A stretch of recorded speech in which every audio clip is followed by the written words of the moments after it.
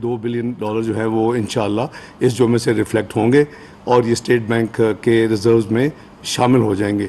इस सारे प्रोसेस में army chief general Asim Munir साहब ने उनकी तरफ से और अपनी तरफ से पाकिस्तान की आवाम की तरफ से सऊदी अरेबिया की लीडरशिप का बिलखसूस किंग सलमान और फिर crown prince his royal highness crown prince Mohammed bin Salman और उनकी लीडरशिप का शुक्रिया अदा करता हूँ।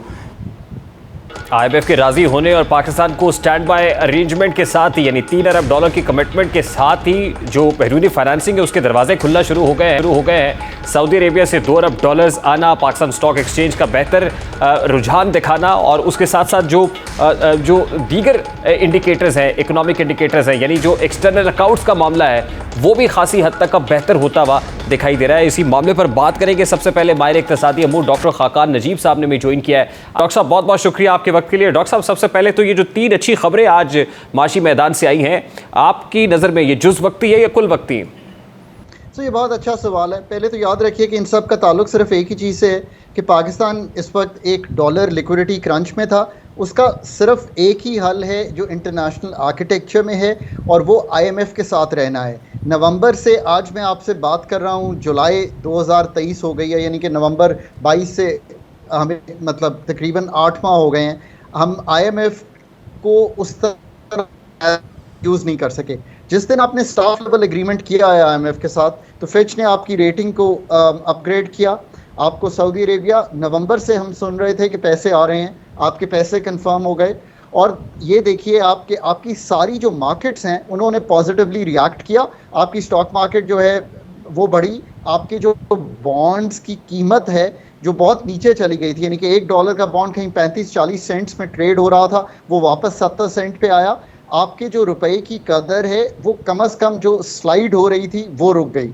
सो इस सब का ताल्लुक है। अब ये जो सवाल है कि is this a short term phenomena, ये फिनोमेना है 9 माह का, जिसमें आपने IMF के साथ अपना ये जो मैं इसको कहता हूँ ये आपका आखिरी इम्तहान है, इसको फेल नहीं कर सकते हम। हमें ये स्टाफ लेवल एग्रीमेंट जो है इसको दोबारा करना है नवंबर में और आई थिंक फिर हमें फरवरी में करना है और हमें ये जो 9 माह का प्रोग्राम है जिसमें $3 अरब हैं ये लेने हैं। ये क्यों है? क्योंकि आपको $23 अरब इकट्ठे करने हैं FY24 में। IMF की अम्ब्रेला के बगैर आप ये कर नहीं पाएंगे। इसको समझिए, आपके पास और कोई तरीका नहीं है। आपके पैसे कमर्शियल, आपके पैसे फ्रेंडली कंट्रीज़ के, आपके पैसे जो $9 अरब जनीवा में प्लेज हुआ है और आपके पैसे जो मल्टीलैटरल के वैसे प्रोग्राम्स एंड प्रोजेक्ट्स के आते हैं, सब टाइड हैं विद द IMF। डॉक्टर साहब ये बड़ी इंपॉर्टेंट बात आपने की है। IMF की छतरी के नीचे ही $2 अरब जो ऑलरेडी कमिटमेंट थी सऊदी अरेबिया की IMF के साथ कि वो पाकिस्तान को देगा, वो मिले हैं। कोई हमें कोई एक्सटर्नल फाइनेंसिंग कोई और मतलब इसके अलावा हटके फाइनेंसिंग नहीं हो रही है। $1 अरब UAE हमें दे देगा, उसके अलावा कुछ रोल ओवर्स हैं वो भी मिल जाएंगे या चीन कुछ मदद कर देगा। तो दिखाई ये देता है कि $5 से $6 अरब तो हम इकट्ठे कर लेंगे, लेकिन यह $5 से $6 अरब काफ़ी होंगे। शायद हमने जो पैसे वापस करने उसके लिए तो काफ़ी हों, लेकिन क्या इससे हमारी इकॉनमी चल जाएगी? सो इन द शॉर्ट रन ये है कि 6 माह में हमें तकरीबन इतने ही पैसे वापस करने हैं। तो आप ये जो इकट्ठे करेंगे, आई थिंक रिजर्व्स को इंशाल्लाह $9 अरब पे स्टेट बैंक के जो रिजर्व्स हैं उनको चले जाना चाहिए। अगर ये सब चीज़ें स्मूथली मूव करती हैं, $8 से $9 अरब के करीब हम होंगे। उसके बाद आपको फिर IMF का जो रिव्यू है, जो कि सेकंड रिव्यू होगा, वो कंप्लीट करेंगे।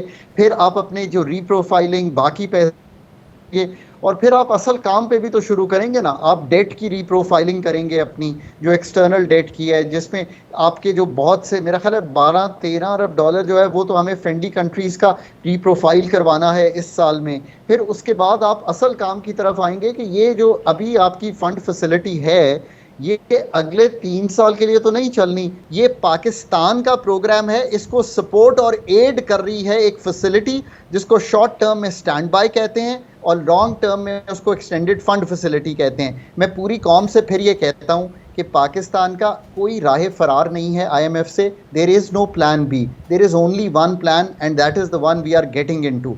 इसको कीजिए, पर आपको इससे थोड़ी तकलीफ़ आने वाली है। तकलीफ़ यूँ है कि आपको बिजली के नरखों में तब्दीली करनी है। IMF ने नहीं कहा, नेपरा ने कहा है, ओगरा ने कहा है कि गैस के नरखों में तब्दीली करनी है। IMF आपको ये कह रहा है कि ये काम प्लीज़ कर लीजिए, वो हमें करने पड़ेंगे। अगर IMF में नहीं होते तो हम वही करते जो हमेशा करते हैं। डॉक्टर साहब, मेरा बड़ा सादा सा सवाल है कि ये सारे ऑब्वियसली फैसले करने के लिए इस हुकूमत को तो पॉलिटिकल कैपिटल अपना जो है वो खोना पड़ेगा, और हुकूमत की उल्टी गिनती शुरू हो गई है। उसके बाद वो चेंज ऑफ गार्ड्स का एक प्रोसेस भी शुरू होगा और उससे पहले केयर टेकर गवर्नमेंट आएगी।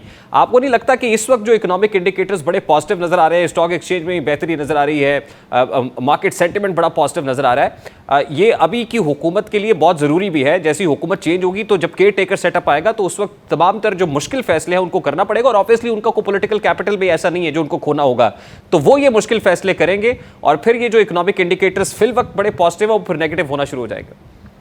देखिए, एक तो ये बात है कि ऑब्वियसली जो करंट हुकूमत है उसने IMF का program in the last few months किया है। नॉर्मली रेसिपिएंट कंट्रीज़ में ये प्रोग्राम उस वक्त आ जाता है जब एक नई हुकूमत आती है।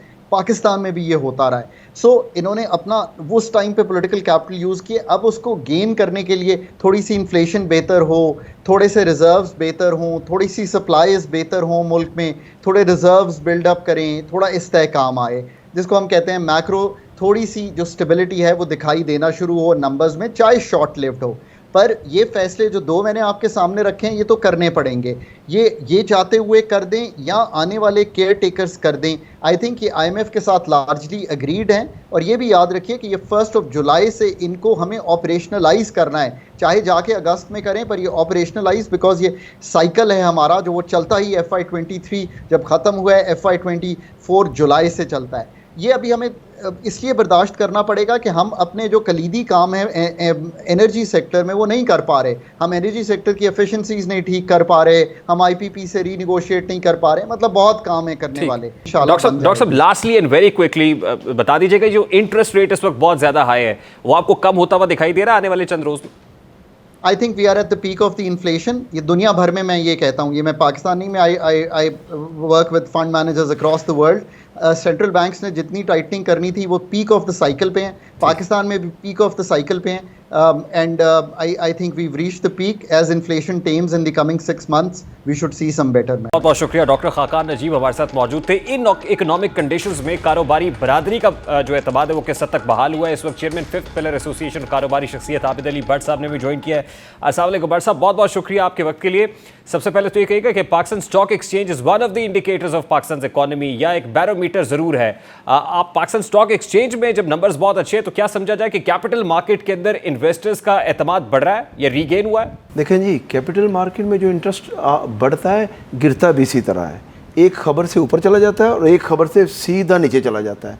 So personally I would not bank on capital. ये जो मार्केट है ना, ये जो है इसके ऊपर मैं कोई इतना बैंक नहीं करूँगा। मुझे सिर्फ ये बैंक करूँगा कि ठीक है, हमारे पास जो 3 या 4 बिलियन डॉलर आ रहा है, ये 3 बिलियन डॉलर ने हमें थोड़ी सी ऑक्सीजन दी है। वो ऑक्सीजन से लोगों को थोड़ा सा आसरा हुआ है और वो दोबारा मार्केट में जा रहे हैं कि शायद फ्यूचर हमारा बेहतर आ रहा है।